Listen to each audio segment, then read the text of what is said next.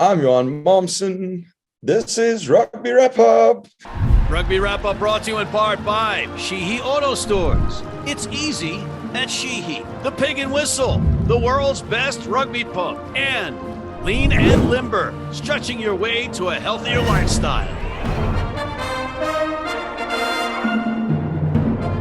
Hello, everybody, and welcome back to The Rugby Odds, starring former WWE champion John Bradshaw Layfield, God's gift to rugby, gift Egbelu of the Gift Time Rugby Network, and featured guest, former NOLA Gold head coach Nate Osborne.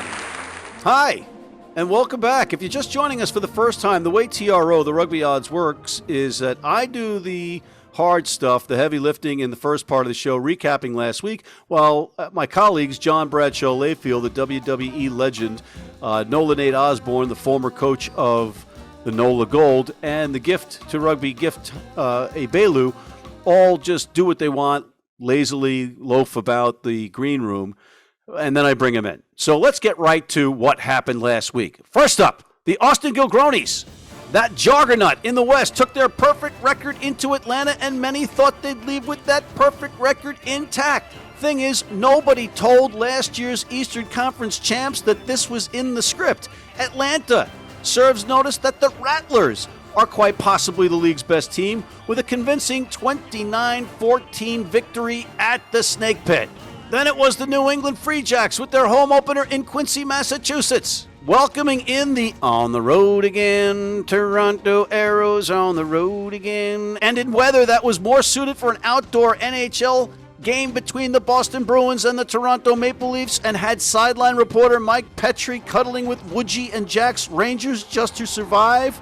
It was the wicked smat play of Bo Dean Walker and Slade McDowell that helped Boston beer sales go up tenfold on Saturday in New England, but Toronto showed grit, earning a key bonus point at death. Final score 21-15 FJs. The NOLA Gold went into Dallas to face the Jackals, and most of us experts predicted a lopsided win for New Orleans. And after they marched out to a 24-5 lead, we were all patting ourselves on the back. But the Jackals showed determination and resilience, bouncing back and made this squeaky bum time, as Steve Lewis would say at the end, and almost pulled off a major upset.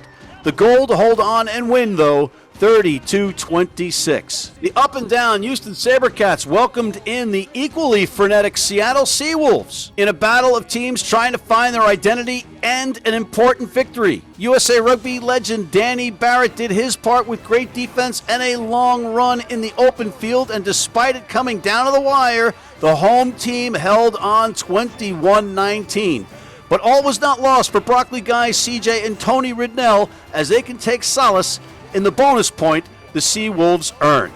Rugby New York was back home in their neighborhoody stadium, JFK Stadium, the home of Frank Sinatra, not the stadium, but the town of Hoboken.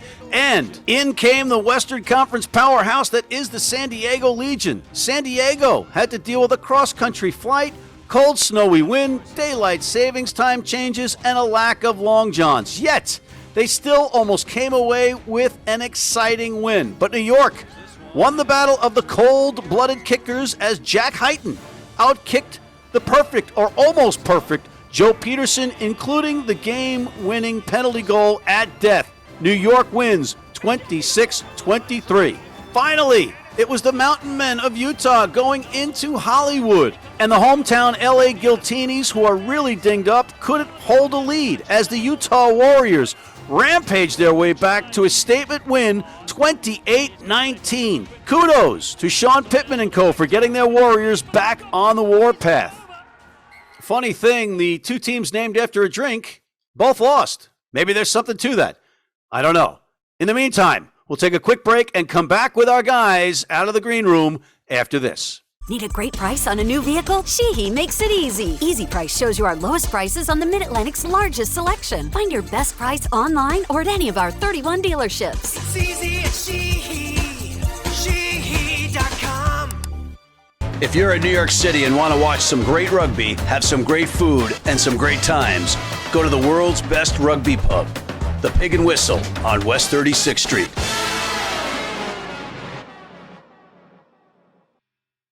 And we are back with John Bradshaw Layfield calling in from Pennsyltucky. Nate Osborne down in Australia. Gift Egbelu in Brazil. And yours truly in New York City. Gentlemen, we got to get the elephant in the room addressed. And that elephant, after we all had 3 ties on the weekend, is the elephant that is the giant wooden spoon for none other than John Bradshaw Layfield for going 0-3-3 this weekend. John, what do you have to say? How about I wouldn't baseball bat your head, okay? How about I do that? You see, this happened to come from the Louisville Slugger Museum. Look at that. John Bradshaw Layfield, wrestling god. Only 4 of these have been made. One was made for Babe Ruth, one for Josh Gibson, one for Hammer and Hank Aaron, one for me, JBL, and I'm going to use this one to bash your head in. Okay, but John, that doesn't improve your record. Style, at a dinner. Bam! That doesn't improve your record, A, and we'll have to add there worst picker on Rugby Wrap-Up's TRO as well. But anyway, let's not wallow in John's demise as he tries to deflect the fact that he was 0-3-3. Whereas the lines were stupid. Nate, you and I, the lines were actually from our Rugby Wrap-Up staff exceptional because there were 3 ties. You don't have a staff. Shh. Don't tell anybody. Again, Nate and Gift, let's not keep talking about John's really bad weekend and his 0-3-3 record. We're going to stop talking about it. Wait a minute. I watched the game with you calling New York, and you couldn't help but say our kicker at one point. And then you said it's 3-3 in favor of San Diego. I almost lost the ability to I did say that. Listen to you for 2 hours. I did say it, but I immediately corrected myself, saying, well, actually, you can't be in favor if it's tied 3-3. And that was right before halftime. But when I said our, I meant Major League Rugby's collective hour. Oh, my God. Easy. Hour. What is this? I got accused of being a San Diego homer for this game, okay? So, by New York, how you doing? And last week I was called the New England Free Jacks media manager by the New York suits, if you will. Okay, it's free jackals, mate. It's free jackals. Have you had your any Vegemite yet this morning? Or? I did, mate. I had Vegemite toast, and a coffee. It was good. I make. It wasn't good. I can tell you right now from experience. It was delicious. It was delicious. All right. The only thing that got me up in the morning. Okay. And this show. All right, good. Well, that's when it works. All right, so speaking of the show, let's get on with the action here. Let's go right into this week's picks. We've got Utah, the Mountain Men, off a big victory against the Giltinis. John, of course, picked that one incorrectly. Hosting Toronto, who lost a tough one but did get a bonus point in that loss. Utah, -7, John. The Mountain Men, they smashed the Giltinis. A physical game. They played incredibly well. Toronto, I'm not sold on. I think they play decent or a good team. I think the Mountain Men are a very good team. I'm going with the Mountain Men. And, of course, Nate, you did pick that Utah would smash them. But let's go over to Gift because I know he's going to have something to say about the Mountain people going all that way to the East Coast, the West Coast, or whatever coast he thinks it is. Gift, what's your perspective on this? Look, I told them, look, don't disappoint me again. They heard me. They understood. I've been trying to give them their chance. They understood. Now this Toronto team, I told you, don't know who they are because they're Canadians. I mean, because they're Toronto, because they just have been trying to work their way through these things. And it's going to continue as such because the Mountain Men continue on. Toronto's not getting anything on this. Utah all day. Okay, and ladies and gentlemen, as you were witnessing, you now have to pay attention to what Gift says because he was actually 3-0-3. He didn't have a loss on the weekend, so you have to sort through it. Nate, he was pretty succinct there. Mate, yeah, he's been getting better. He's been paying attention to me and getting a bit better, and that's good. Which is bad for ratings. Okay. Yeah, it is actually. Gift, go back to your bumbling foolishness, mate. You should still host the show for sure. Go back to where no one understands what you're saying. You should still host, but throw some things in where we just don't have no idea what you've said. All right, Nate, come on. It's -7, the Mountain Men. Yeah, I think Utah's going to win pretty easily. I've been disappointed with Toronto this year. I thought, Toronto they had their excuse for staying in Atlanta last year, and that was a fair excuse. It was a hard thing for them. I know they've been on the road and they've got to get home and get some games, but if every year you just suck on the road and you win at home, you get an 8-8 team, and I just think they're an 8-8 team. So I think Utah wins pretty easily. I think that win in Utah against Dallas really gave them some confidence, and then they went and they bashed LA. So I think they got to keep rolling. John, you're used to sucking at home and on the road. Just for folks at home, so you're used to that, but Utah's not. Wait a Utah's minute. not. You live rent-free in Steve Lewis's ass, and you're saying anything about me? Rent's expensive in New York. Grow up. I'm going with Utah, the Mountain Men. Yeah, -7. They're going to crush Toronto. Next one up, LA at home, licking its wounds with a walking wounded. The Giltinis welcoming in San Diego. San Diego with a tough loss in New York. And San Diego, I got to say this. They came in, they flew into JFK, got to JFK at 4 p.m. and had a scheduled captain's run at 5:20 in Hoboken, New Jersey, which was just a stone's throw from Newark Airport, by the way. And they arrived when the snow was blowing sideways and it was 26 degrees. They got to the stadium at 6:10. I was there. They walked out in the middle of the pitch, did a little bit of laughing, got in a circle, did a chant, and ran back to the bus. So they had that. They had the time zone difference. Plus, we had the daylight savings thing, and still they almost pulled this one off. So credit to them. They are -5 as the favorite going into the Coliseum, John. This is the battle of the West Coast, man. And this line is actually very good because I'm surprised that -5 going into the Coliseum. But I think San Diego is actually the better team. The Giltinis just play erratic. Great players, but they drop too many passes. They try to make too many great passes, and it doesn't work. They feel like a bunch of superstars that are not a team. And so I'm going with San Diego. Gift? Look, I told you at the beginning of the season, LA was not going to be the same. Lost too much. Too many stars on one team, lost all their cores. But there's one thing that takes away from, that overrides anything that has to do with what you started at the beginning of the season. Every butt kicking is pure, unadulterated pettiness. And I do feel this LA team is absolutely not going to allow themselves to allow their little brother in San Diego, even, it doesn't matter if San Diego started first, they're the little brother in there. They're not going to let little brother take them on and come back and beat on them. LA is going to probably be garbage most of this season, but they're going to bring out the full force against the San Diego team. And look for them to take the points and the win on this. Pure petty power. Pure petty power. Nate. Yep, mate, he's talking too much sense.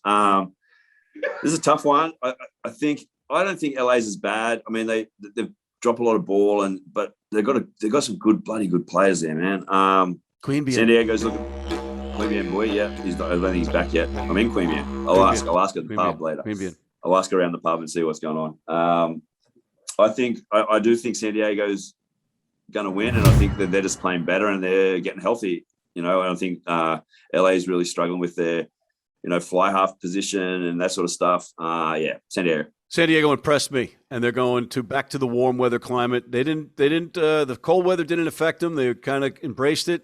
Joe Peterson looked miserable the night before. He said to me, "Don't call my name during the broadcast because I'm going to be lousy." And of course, he was almost perfect, and they lost. And he missed one kick, and they lost by 3 points. But I'm going with San Diego. They impressed me here. They're a good unit, good bunch of guys. LA is still too banged up at too many key positions. They still got the 42-year-old at fly half. That's not, and he's playing well. Credit to him, right? But no way. San Diego wins this one. Oh, wait a minute. Hold on. We have to take a quick break. We'll be right back. Don't go away. Been blind since I was 4. And I've never seen a beer commercial or a beer label. None of that stuff influences me. I drink beer because of the taste. And my beer's Pabst Blue Ribbon. It has the taste and the flavor. What do you think's on the label? I think there's a naked woman riding on a unicorn, jumping over fire.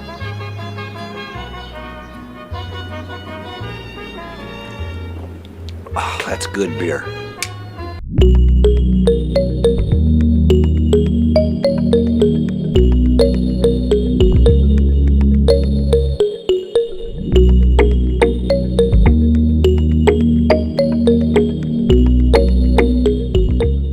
And we are back. Maybe unfortunately for you, but we're going to continue plodding on. We have NOLA hosting New York, and this one is New York on the road, given 4 points, JBL. It's very simple. They're going down to the gold mine, but Nate's not the coach. So I can't go with Marie Laveau and Voodoo and Bourbon Street. I just simply can't do it. Nick Cage has a mausoleum right there by Marie Laveau's grave. That mausoleum might be for the NOLA gold after this game, because Rugby New York is going down there and they're going to roll them boys. Roll them boys. Roll them boys. They're going to run rickshaw. Roll them boys. Right. Okay, Gift, I know that this one is really going to pain you, because you hate New York and you love NOLA. So they're on a 2-game win streak, Nate. This NOLA, whatever the hell your name is, Gift. This is a perfect opportunity for you to pick your team to go on a 3-game win streak. Look, you know, we took out Seattle, all right? We took out Dallas, close. New York just played forgive me on this one, because It's like the Fonz trying to say he's sorry. Ralph, I was ruined. New Orleans is finding their grip. It's just right now, their grip is not going to be for probably this week. You know, we're waiting for Atlanta again. Come back around to Atlanta again. You know, so New York on the road points. Wow. I'm sorry. Oh. Do you have like a Charlie Chaplin or Fred Astaire reference to go with that other 1970 reference you got with Henry Winkler? What the hell? We're trying to attract a younger audience here, and you got things from the last century. This is an educational show. It's an educational history show of sorts. So, yes, we're here to go to Nate Osborne, Nate Osborne, down in Queanbeyan, which is in Australia someplace, I think on the right-hand side of Australia. Yeah, just below Sydney, mate, near Canberra.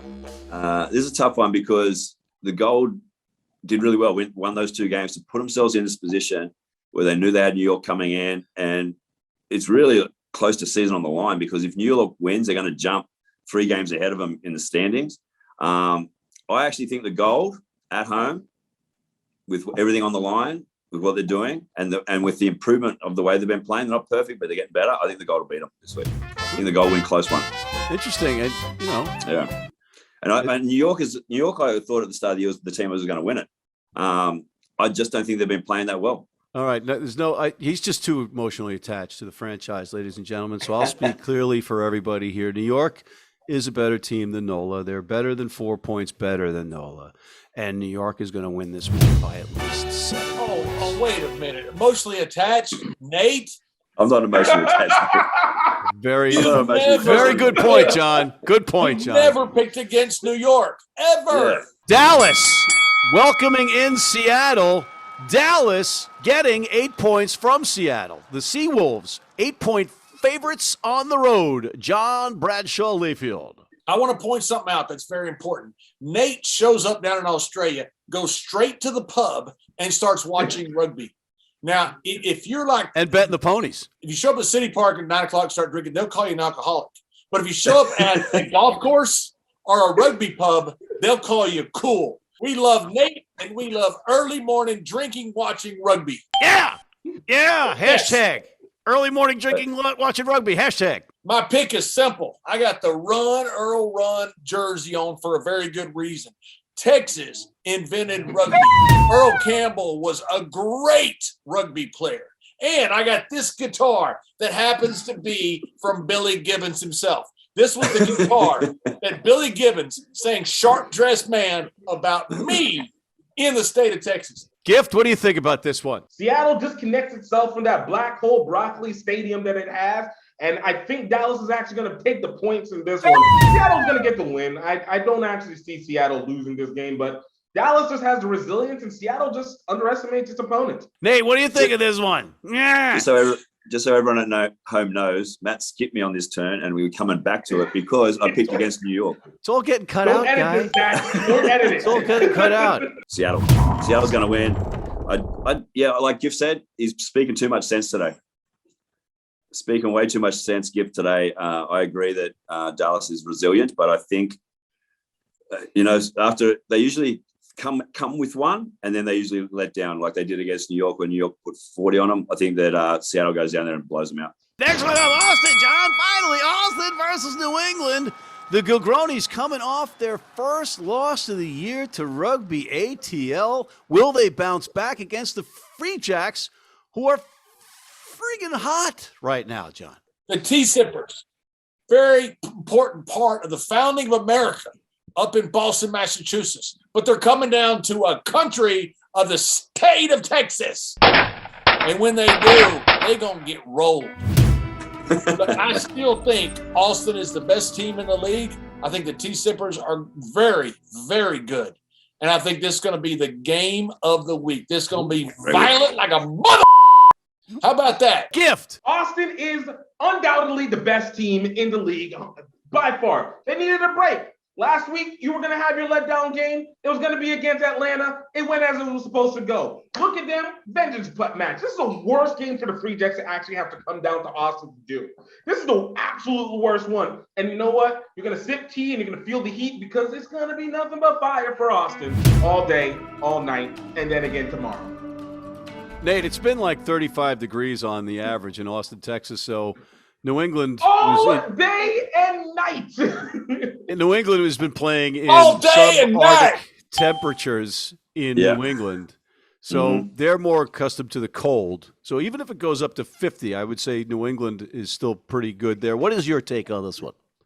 Mate, this is a good game. This will be a tight one. These are two of the top teams. I think I agree that Austin's probably the best team right now, but New England's right there. Last week, if you look at it, the East beat the West 3-0. So everyone's talking about the West Coast Conference, how tight it is, how good they are. I think the East Coast Conference is better, and it usually shows out. I think that New England go down there and win. I think Austin's going to have 2 losses in a row, and I think New England just does everything right. They just play the game, the style of rugby that just everyone on the field knows what they're doing, and they're a great team. I like New England a lot. I'm going with the Free Jackals. I'm picking the Free Jackals, the Quincy Jacks. I'm taking them. Old Glory hosting Atlanta, who smoked Gift's best team in the league, the Gilgronis, last week. Atlanta, -9 on the road. JBL. Let's see you weasel your way out of this one with Paul Sheehy and Chris Dunleavy, your neighbors down in D.C. This is a perfect letdown spot for Atlanta. Perfect. They just beat probably the best team in the league, had a great game, played fantastic, and they're going to play a team that they should beat 9 times out of 10. That being said, I think it's one of those 9 times that they win. And by the way, I just got a car from Paul Sheehy, and it is fantastic. It's awesome. Paul Sheehy is the best. Changes your whole perspective, doesn't it? Let's go to Gift, who hasn't yet gotten his Sheehy Auto Stores car and will someday down in Brazil. I mean, look, if you can get it over here, please, just save me the taxes that have to be paid on it. But look, Atlanta, they played a great game. They watched Austin. It was good. They finally got that big win, But this week, it continues. They're going to wash Old Glory, and it's going to continue to flow. Look, as much as this is a let-down game, Old Glory just doesn't have the fight. Mate, for the last 2 years, in my opinion, Atlanta's been the most consistent team. They never have a letdown. They always, the games, if they lose, they're close. If they win, generally they're close. But they just always play, what you're going to get out of Atlanta. DC played horribly in the first half against San Diego and then played a really good second half. I wouldn't say great, but good. And they started getting on the front foot. Atlanta's going to go there and beat them. I think it's going to be a little closer than some of the other games, but I think Atlanta is too good. They're too consistent, too good. They're going to win. Call me crazy. Call me nutty. Call me kooky. How about I call you a suck up? Go ahead. But go ahead. Maybe it's just the good feeling that I get every time I step into my Volkswagen Taos, my 22 Volkswagen Taos that I got from Sheehy Auto Stores. But I have a good feeling about Old Glory this weekend. And I think if they might not win, I think they're going to play tough. I think Atlanta might rest some guys and underestimate their rival in the Eastern Conference. And I think that Old Glory keeps it within 9 points. Yeah. Guys, we're out of time, but the fans want to know our Six Nations picks. And here are the picks. So I'm going to give you the games, and you're just going to give me rapid fire the 3 picks in a row. Wales is giving Italy 27. They're in Cardiff. Ireland in Dublin, hosting Scotland. 14.5. Ireland is given the Scots. And finally, France at home in Paris. England going in there, and England is getting 8 points. John. Why don't you rapid fire my ass? How about this? How about Wales is going to beat Italy, but not by 27. Capozzo is freaking awesome. Ireland wins by over 14.5 against Scotland. And the French, they're on a mission from God. They're going to beat England and capture the Six Nations crown. Look, it's going to be, I already forgot it. Got it again. Wales, Italy was nice. You played a bad Scotland team. Ireland is going to beat Scotland by more than 14.5 points. And then England is going to get the points, but lose to France. France is going to get the win for the Six Nations. But England is going to get the 8 points. All right, Nate. Wales, Ireland, France. All right, I think Italy. I agree with John. Italy's going to play that one tighter than 27 points. I think Scotland may give Ireland a little bit of difficulty. Ireland's a little bit banged up. I think Ireland will win that, but not by 14.5 points. And France and England, I think that's going to be a tight one, but I think France is going to win, but not by 8 points. So I can't take England. I'm going with France. I'm minus in the points. Just ABE, baby. ABE. On that note, we are fully out of time. I want to thank Mr. Nate Osborne calling in from Australia, Mr. Gift Egbelu calling in from Brazil, and John Bradshaw Layfield calling in from Hillbilly Flats, Texas. Thank you, gentlemen. I'm Matt McCarthy, and thank you for tuning in. Please check out our other episodes, including our college rugby wrap-up and our Major League Rugby highlights show. And please sign up for our newsletter, hit that subscribe button, and sign up for our Rugby Wrap-Up American Red Cross Blood Donor Team.